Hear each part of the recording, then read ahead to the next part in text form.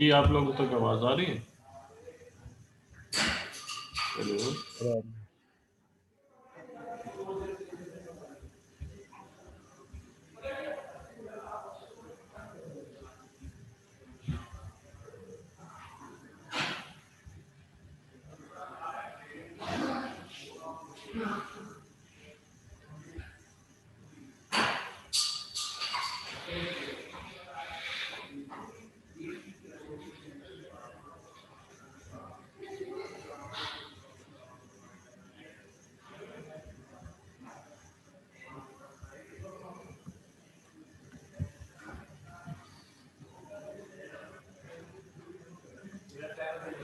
जी, तो हम थे कॉग्निटिव अडॉप्टेबिलिटी पे, the ability to be dynamic.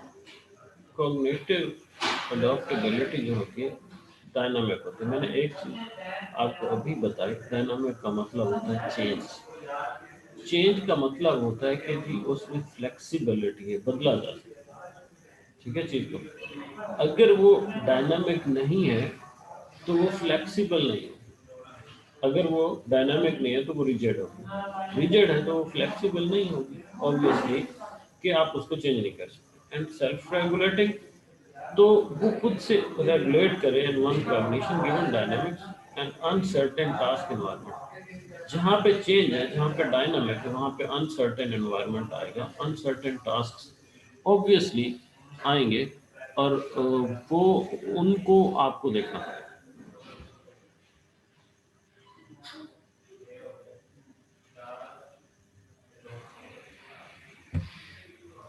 तो अनसर्टेन टास्क इन्वायरमेंट जिस पे रिस्क होगा, अनसर्टेन इन्वायरमेंट को हैंडल करना हमारे लिए बहुत मुश्किल होता है। तो अगर आपके अंदर ये एबिलिटीज हैं तो आप एक अच्छे एंटरप्रेन्योर बन सकते हैं, जिसकी एबिलिटीज हैं कि वो डायनामिक हो, फ्लेक्सिबल हो, सेल्फ रेगुलेटिंग हो, और अनसर्टेन टास्क इन्वायरमेंट को हैंडल करने की एबिलिटीज है।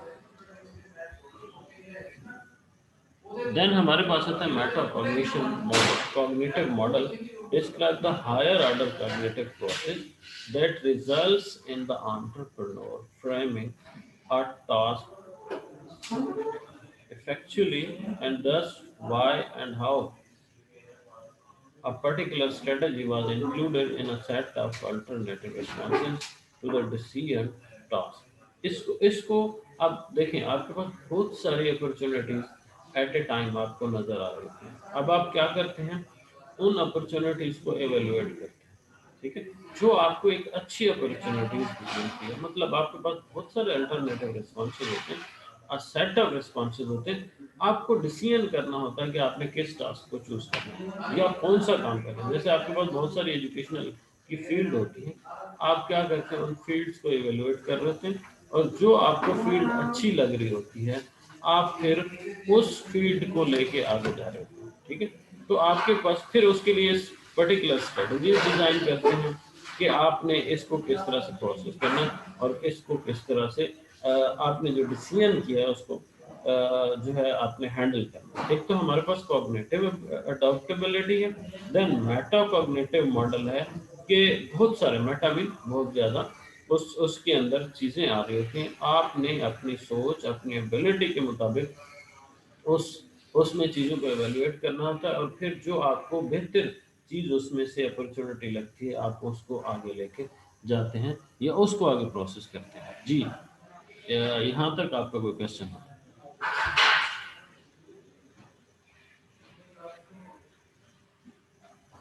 यस। जी सर, हो गया ज्वाइन अप। देन हमारे पास नेक्स्ट स्लाइड है, sources of research on entrepreneurs. इसको हम छोड़ देते हैं, इसको हम बाद में देखेंगे। चलें इसको देख लेते हैं, रिसर्च एंड पॉपुलर पब्लिकेशंस। हम अपना नॉलेज जो होता है, देखें एक चीज़ आप जहन में रखें कि हमने बात की कि आपने ग्रो करना है, आपने टाइम के साथ चलना है। इसका मतलब यह है कि अगर आप ग्रो करना चाहते हैं, आप ग्रोथ चाहते हैं, आप ऑप्टिमिज्म चाहते हैं, आप अपॉर्चुनिटीज़ को ग्रैब करना चाहते हैं, तो आपको वक्त के साथ चलना है। ठीक है, आप एक बिजनेसमैन हैं, और day by day new advancements आ रही होती है, न्यू रिसर्च आ रही होती है, ठीक है। आपको हमेशा उन रिसर्च को या जो नई नई चीज़ें आ रही होती हैं उसको समझना होता है, अंडरस्टैंड करना होता है।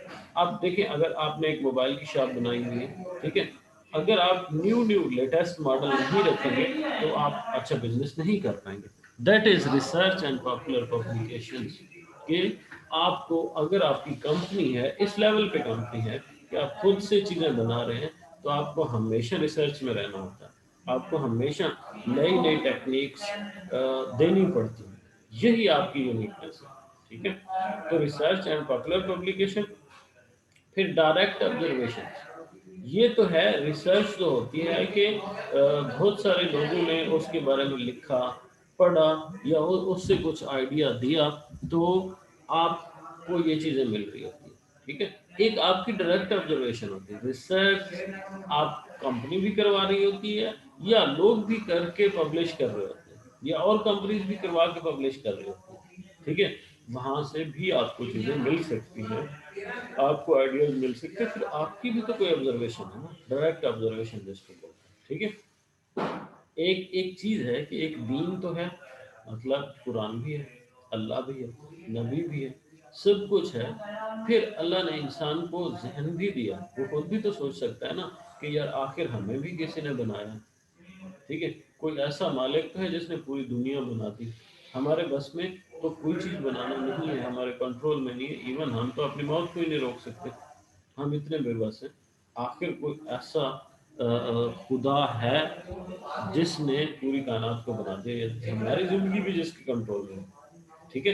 तो रिसर्च एंड पॉपुलर पब्लिकेशंस के जो ऑलरेडी नॉलेज प्रिवेल कर रहा है, एग्जिस्ट कर रहा है, आपको पता है, आप वहाँ से आइडियाज ले सकते हैं। एंड देन डायरेक्ट ऑब्जर्वेशन, आपकी कोई अपनी जाती भी ऑब्जर्वेशन, ठीक है। Then speeches, seminars and presentations, ये भी डे बाय डे हो रही होती हैं, जो हमारे एंटरप्रेन्योरियल माइंडसेट में बहुत इंपॉर्टेंट। हम रिसर्च और पॉपुलर पब्लिकेशन से भी नॉलेज गेट करते हैं, अपनी डायरेक्ट ऑब्जर्वेशन से भी हमारा एक माइंडसेट बनता है। मुख्तलिफ स्पीचेस सुनते हैं, सेमिनार सुनते हैं एंड प्रेजेंटेशन सुनते हैं, जैसे कि बहुत सारे लोगों ने शायद हाँ इस बी एस एंटरप्रेन्योर में या इनोवेशन में एडमिशन तो ले लिया, लेकिन उनका शायद इस तरह का माइंडसेट ना हो कि वो इससे कोई बिजनेस करें, ठीक है। बट जब वो ये सारी चीज़ें स्टडी कर रहे होंगे, कोर्सेज डिफरेंट पढ़ रहे होंगे, तो उनके अंदर शायद एक शौक डेवलप हो, या एक एक उनके माइंड में एक सोच डेवलप हो कि जी हम भी अपना बिजनेस करें। तो दैट इज एंटरप्रेन्योरियल माइंडसेट, इन इन चीज़ों से वो जाके बनता है, ठीक है। देन हमारे पास सोर्सेज ऑफ रिसर्च। जी इस स्लाइड से आपका वो क्वेश्चन है।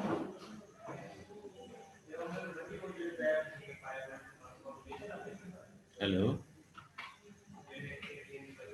जी सर। इस स्लाइड से आपका कोई क्वेश्चन हो तो आप पूछ सकते हैं, नहीं तो आगे चलते हम्म, नहीं सर। हैं, ठीक है।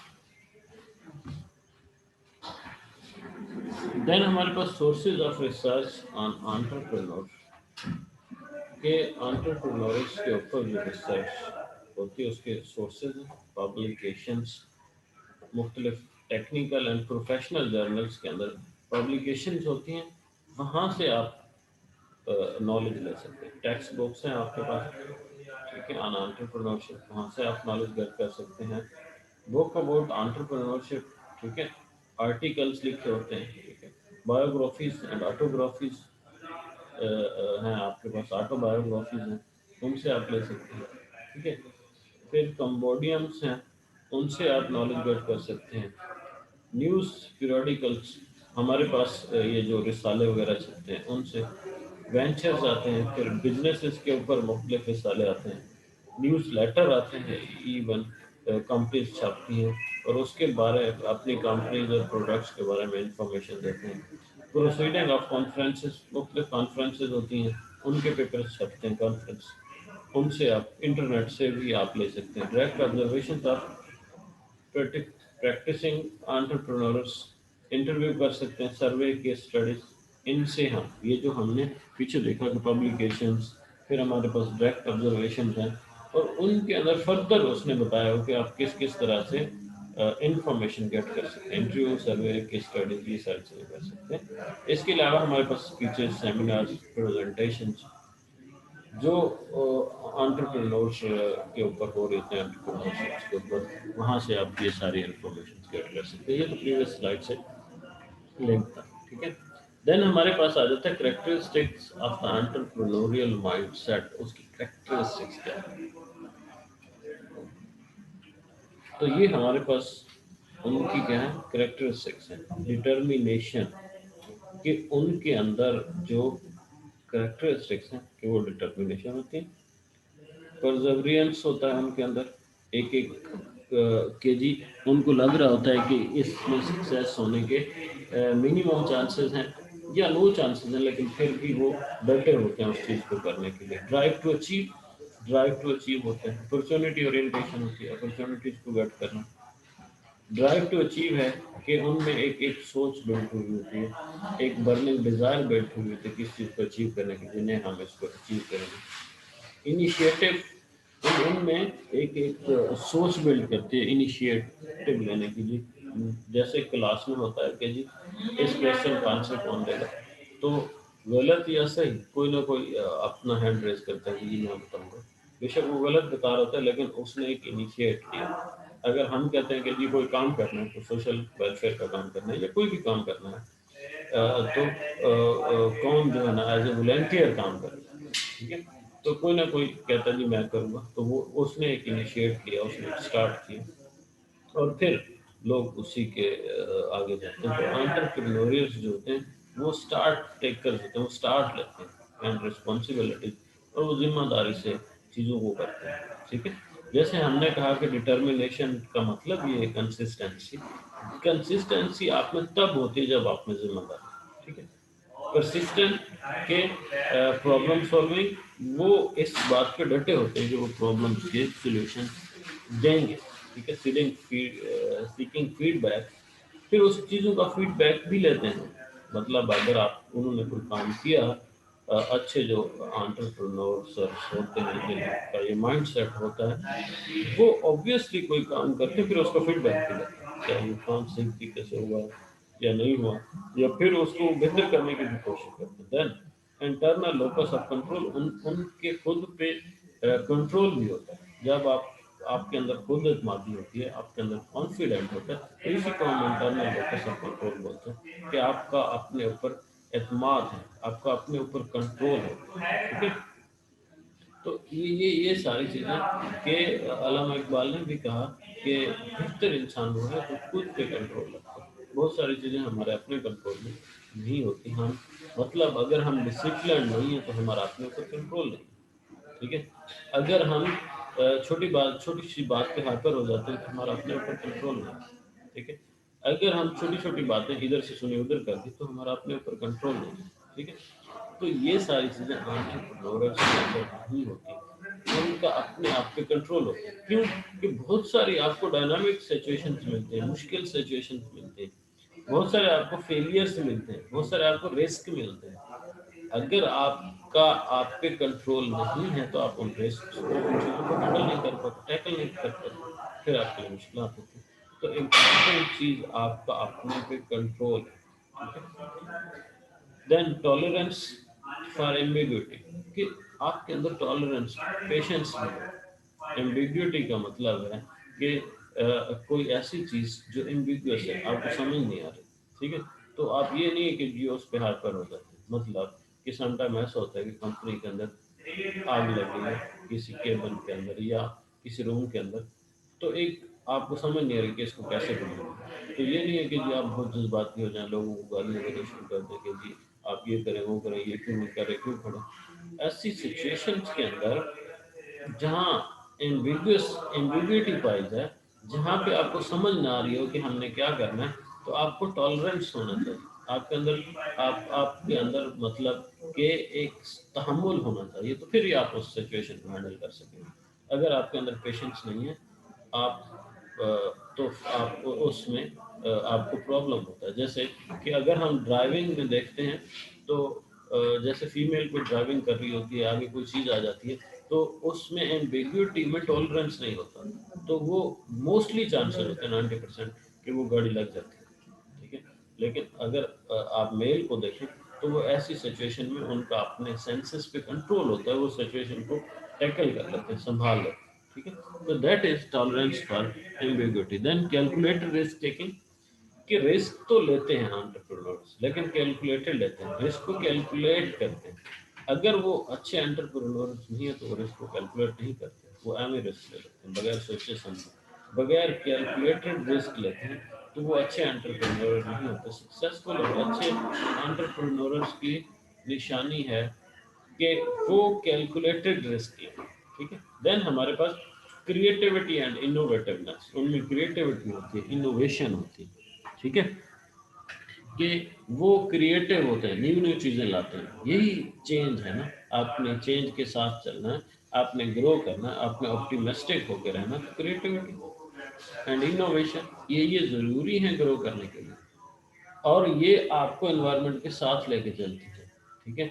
आप डायनामिक्स होते हैं, फ्लेक्सिबल होते हैं, हमने पीछे देखा, तो ये क्रिएटिविटी और इनोवेशन की वजह से, इनोवेटिवनेस। देन आपके पास विजन, विजन का मतलब भी यही है कि आपने फ्यूचर को देखना है, एडवांस देखना है, आगे सोचना है। ये नहीं है कि जी जो कुछ आज है इसी पेसिमिस्टिक नहीं होते ना, ऑप्टिमिस्टिक होते हैं, कि बेहतर से बेहतर की तलाश, इसको हम बोलते हैं विजन। कि आपने अपनी एक मंजिल डिसाइड की हुई है कि जी मुझे यहाँ तक पहुँचना, मुझे यहाँ तक कोशिश करनी, ये आपका विजन है। जो हमने क्लास के अंदर भी, जब फिजिकल क्लास हो रही थी, हमने डिस्कस किया था कि विजन क्या होता है, मिशन क्या होता है। तो मैंने आपको बताया था कि mission what you are doing, आप क्या कर रहे हैं, and what you want to do, आप क्या करना चाहते हैं, दैट इज अ विजन। आपका विजन क्या है कि जी आप क्या करना चाहते हैं, what you want to do. फिर पैशन, पैशन क्या होता है, पैशन ये है कि जो आपको मतलब कि अगर आपको नमाज पढ़ने का पैशन है, तो जब आप नमाज पढ़ेंगे आपकी सोच सिर्फ आप directly you are connected with Allah, आप नमाज के दौरान अल्लाह से कनेक्टेड, ठीक है। ये किसी भी काम को करने का जो पैशन होता है उसको हम जज्बा या जोश बोलते हैं, जो आपको काम करने पर मजबूर कर देता है, ठीक है। तो ये आपका पैशन होता है जो आपको कौनों मकान से आज़ाद कर देता है, ठीक है। जब आप वो काम कर रहे होते हैं, जब आपका पैशन होता है कोई काम करना, कि यार ये मेरा पैशन है, मुझे करना है इसको, तो फिर आप किसी नफ़े और नुकसान के लिए सोच रहे हो, just you are doing that, ठीक है। इंडिपेंडेंस, ये तो हमने पिछली स्लाइड में देखा कि वो इंडिपेंडेंट काम करना चाहते हैं, इंडिपेंडेंसी चाहते हैं, टीम बिल्डिंग चाहते हैं। ये भी हमने डिस्कस किया कि एंटरप्रेन्योर्स का मतलब ये नहीं होता सिर्फ कि उन्होंने कोई बिजनेस स्टार्ट किया वो फिर उसी पे बैठे, ठीक है। एंटरप्रेन्योर्स का काम ये होता है कि वो बिजनेस पे बिजनेस बनाए जाते हैं, ठीक है। वो बिजनेस जो करते हैं, वो बिजनेस आइडिया लेके आते हैं, वो बिजनेस स्टार्ट करने वाले होते हैं, उसको रन करने वाले नहीं होते। रन तो वो मैनेजर और टेक्नीशियन से करवाते हैं, ठीक है, बाकी लोगों से करवाते हैं। ये जो एंटरप्रेन्योर्स हैं उनकी क्वालिटी है कि वो बिजनेस स्टार्टर होते हैं, नट वो बिजनेस रन कर रहे होते हैं, वो उसको मॉनिटर कर रहे होते हैं, देख रहे होते हैं। इतनी एडवांसमेंट एंड टेक्नोलॉजी आ गई है कि वो मॉनिटर करते हैं, उसको संभालते हैं, उन्हें एक एक चीज़ का पता होता है, ठीक है। बट होते वो बिजनेसमैन, ठीक है। ये नहीं है कि एक ही बिजनेस को स्टार्ट करके फिर उसी पे बैठे रहते हैं कि जी हमने एक एक चीज़ इसकी नोट कर ली, वो जस्ट उसको मॉनिटर करते हैं। That they are not the part of that business, वो उसका हिस्सा नहीं बन जाते, आपको वहाँ अपने आप को वहीं तक रिस्ट्रिक्ट नहीं कर लेते। मतलब उन्होंने कोई बिजनेस शुरू किया तो आप खुद ही उसी में जॉब करने बैठे, ठीक है। उनका काम है न्यू आइडियाज को लाना, नए बिजनेसेस को स्टार्ट करना और नए बिजनेसेस को चलाना, ना कि उसी बिजनेस तक रिस्ट्रिक्ट होकर रहना, ठीक है। टीम बिल्डिंग है, ये नहीं है कि जी वो अकेले ही हों, अकेले अगर काम करते हैं तो फिर उनमें कॉन्फिडेंस नहीं है।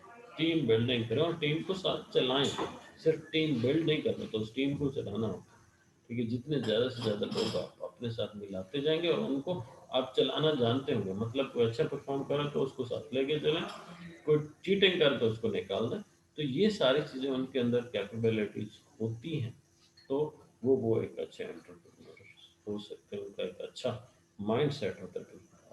Do a business. इस स्लाइड से कोई एलिमेंट आपका क्वेश्चन हो तो आप पूछ सकते हो जी। नहीं सर। चलें जी आगे चलते हैं। Outline of the entrepreneurial organisation. Imagination मतलब विजन। इमेजिनेशन का मतलब है vision. You can write down on your notebook if you have.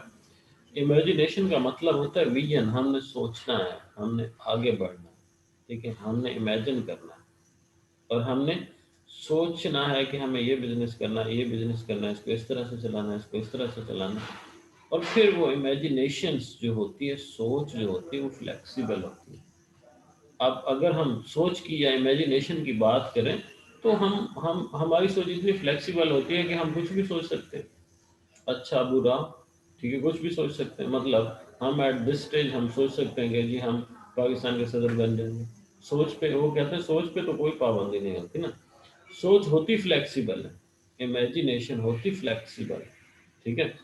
But कुछ लोग जो है वो एक कैलकुलेटेड सोच रखते हैं, कुछ कुछ भी सोचे जाते हैं, ठीक है। तो जो कैलकुलेटेड सोच रखते हैं या जो सोच रखते हैं कि हमारे पास इतने रिसोर्सेज हम इसके मुताबिक ही सोचेंगे, तो वो भी एक फ्लेक्सिबिलिटी, ठीक है। और कुछ लोग तो बहुत ज़्यादा फ्लेक्सिबिलिटी पे सोचते हैं कि जी जैसे ख्याल चौधरी, तो वो तो उसकी सोच की तो फ्लेक्सिबिलिटी के इंतहा है, ठीक है, वो भी एक सक्सेसफुल सोच नहीं, ठीक है। तो इमेजिनेशन जो होती है वो सोच है, विजन है, और इसमें फ्लेक्सिबिलिटी होती है, इसमें चेंज और डायनामिक होती है। इस सोच ने ही आपको आगे लेके चलना होगा। Willingness to accept risk. अगर आपकी इमेजिनेशन में फ्लेक्सिबिलिटी है तो आप रिस्क को एक्सेप्ट करेंगे, अदरवाइज आप नहीं करेंगे, ठीक है। आपकी सोच में फ्लेक्सिबिलिटी है तो आप रिस्क को एक्सेप्ट करेंगे, अदरवाइज आप नहीं कर सकते। ऐसे ही है ना कि अगर आपकी सोच के अंदर फ्लेक्सिबिलिटी है तो आप रिस्क को बेयर कर सकेंगे। अगर आपकी सोच में फ्लेक्सिबिलिटी नहीं है, जैसे कि जी अगर आप बिल्कुल रिजिड हैं, बच्चे ने छोटी सी हरकत की, आपने उसे एक थप्पड़ लगाया, ठीक है। अगर आप में थोड़ी सी फ्लेक्सिबिलिटी है तो आप कहते हैं कोई बात नहीं, बच्चों से गलती हो जाती है, अच्छा बेटा कोई बात नहीं, नेक्स्ट नहीं करें, ठीक।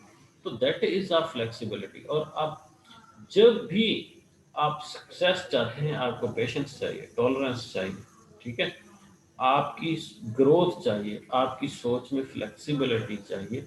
रिस्क जब आएगा, आप अगर आपके हाथ पांव फूल जाएंगे तो फिर आप उस रिस्क को हैंडल नहीं कर सकेंगे, फिर आपके लिए मुश्किल होगा। ऐसा नहीं होना चाहिए। हमारी सोच के अंदर फ्लेक्सिबिलिटी होनी चाहिए, हम हर एंगल से चीज़ों को सोच सकें, ठीक है। इतना वास्ट हमारी सोच होनी चाहिए, इतना फ्लेक्सिबल होनी चाहिए कि हम हर एंगल से चीज़ों को सोच सकें।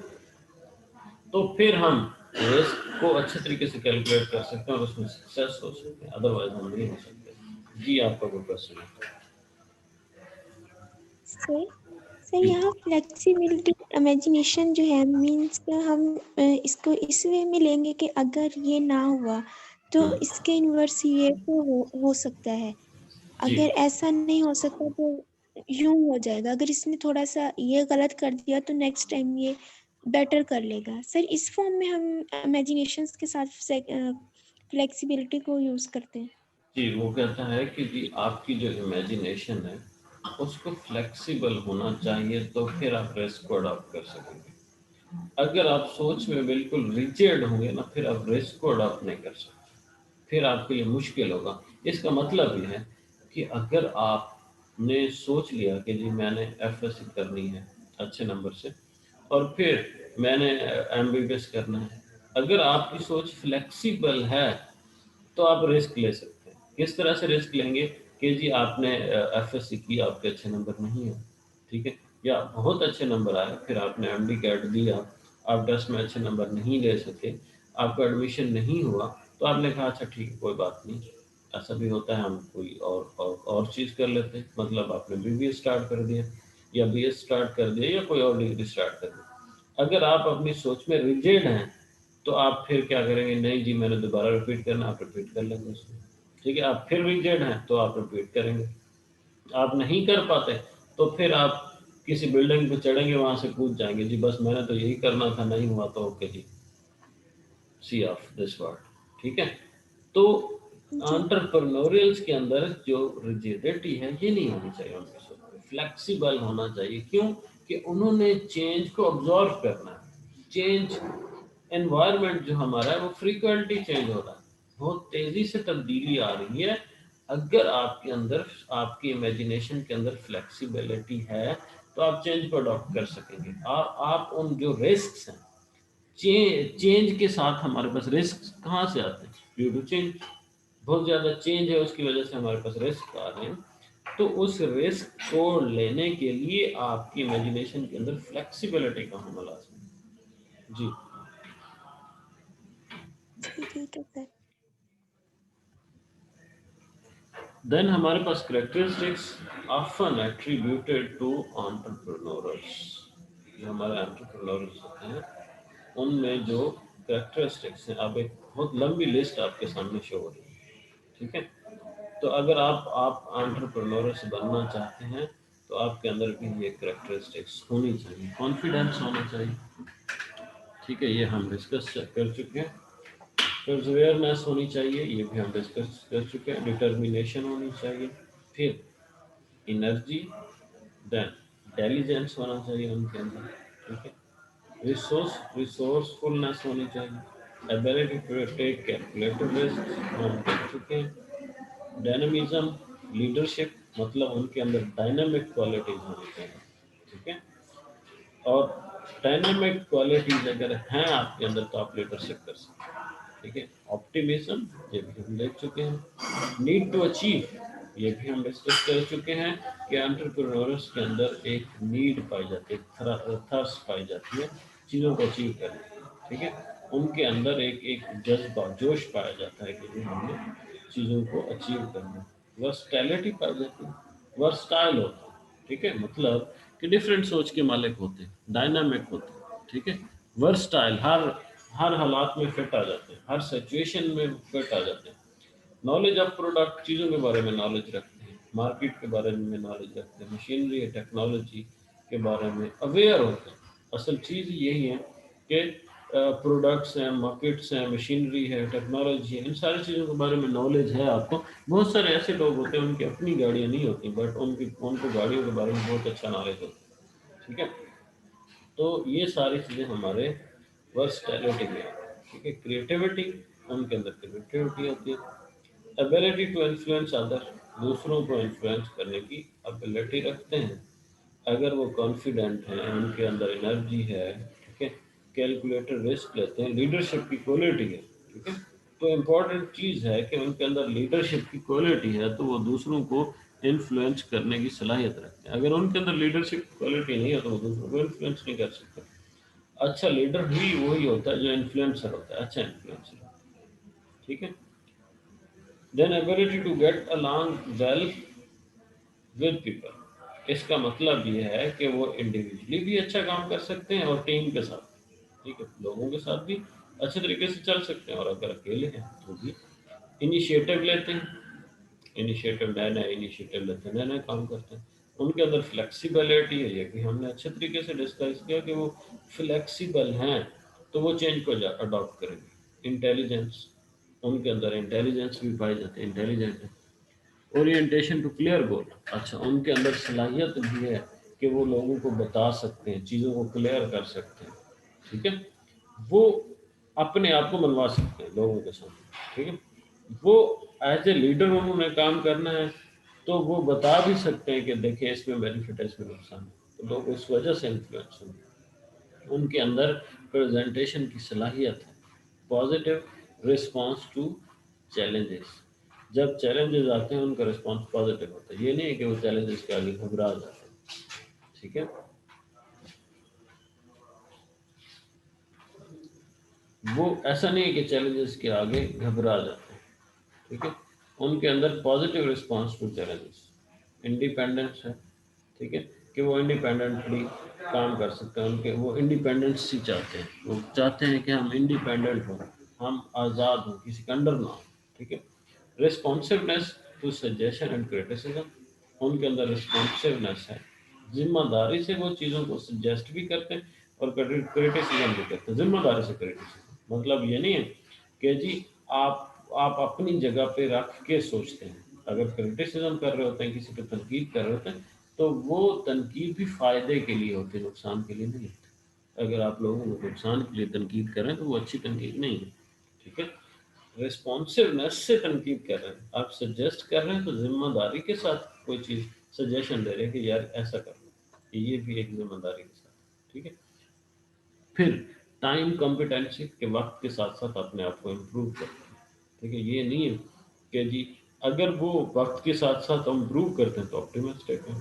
ठीक है, चेंज के साथ टाइम के साथ अपने आप को देखते हैं, बेटर करते हैं। देन एफिशिएंसी, उनके अंदर एफिशिएंसी भी है, अच्छे तरीके से काम को करते हैं, बेहतर तरीके से। ये नहीं है कि जो उनके अंदर मतलब कि लैक्स है। फर्ज किया अगर आप बैठ के बुक उठा के पढ़ रहे हैं तो आप पढ़ रहे हैं, फिर आपका टारगेट है आधे घंटे में हम 2 पेज 4 पेज या एक टॉपिक को कंप्लीट करना, तो वो उसमें करते हैं। ये नहीं है कि जी पूरा पूरा दिन बुक उठा के बैठे रहे और आखिर में जी एक लाइन भी याद नहीं हो। ठीक है, तो ये उनके अंदर होती है, टाइम कॉम्पिटेंसी और एफिशिएंसी।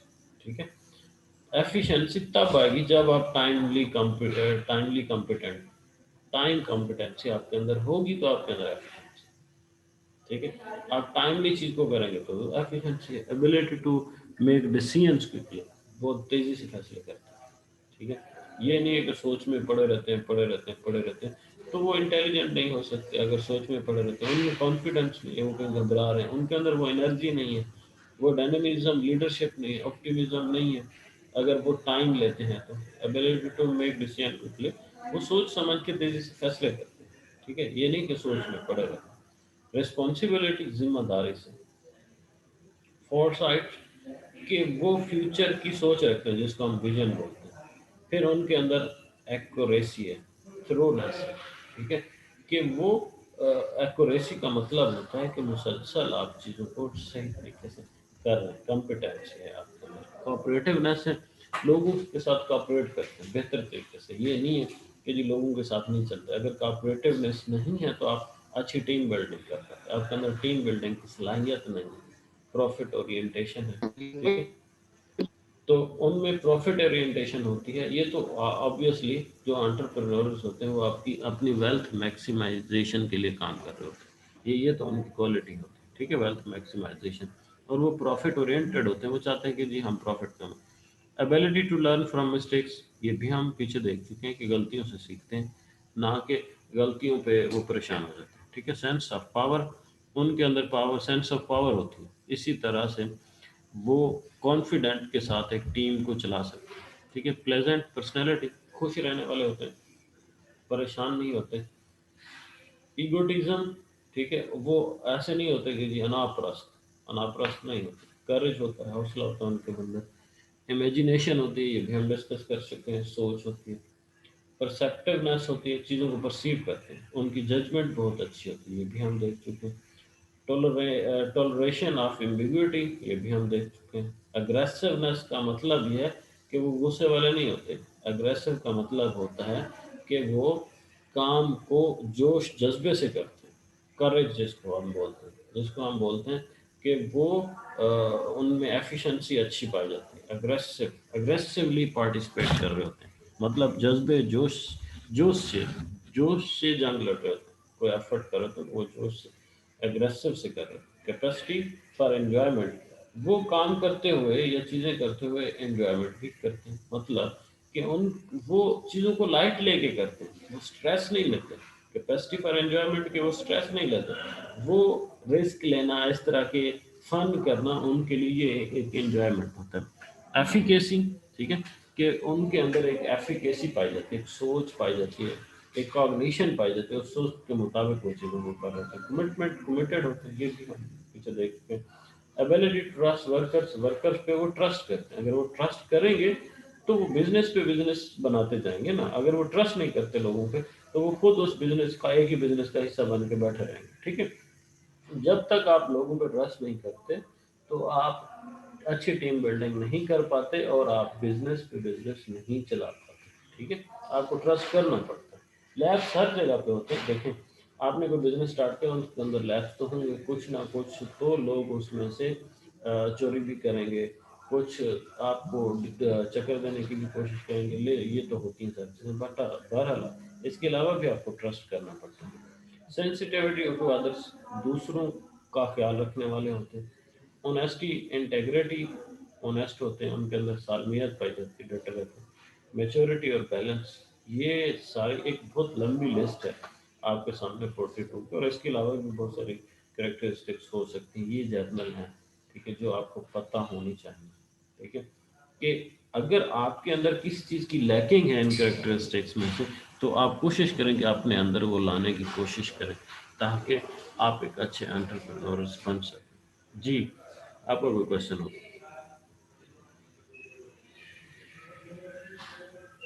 हेलो। जी जी सर। जी, नहीं सर, कोई क्वेश्चन नहीं है। कोई क्वेश्चन नहीं? जी चलें, दो लोग आप बैठे, इकरा और मैं, बाकी लोग भाग गए। हेलो। जी सर, पहले हम 3 लोग थे, एक मुबश्शिर अली भाई भी थे। चलें ठीक है, हम यहाँ पे एंड करते अब हैं कौन क्योंकि है? आप दो लोग रह गए हैं, ठीक है। तो हम इंशाल्लाह कल के लेक्चर में ना, हमारा जो लेक्चर होगा वो 10 बजे स्टार्ट होगा। आप क्लास को इन्फॉर्म भी कर देंगे और कोशिश करेंगे सारी क्लास है, क्योंकि जो अब हम डिस्कस कर रहे हैं ना चीज़ें, ये थोड़ा डिफ़िकल्ट हैं, आप लोगों को अंडरस्टैंडिंग में फिर मुश्किल हो, ठीक है। जी बाकी मैं ये लेक्चर्स शेयर कर दूंगा अपना यूट्यूब पे, आप क्लास को कह दीजिएगा अगर कोई देखना चाहे तो वहाँ से देख सकते जी सर। हैं। ठीक है जी, ओके, अल्लाह हाफ़िज़। चलिए।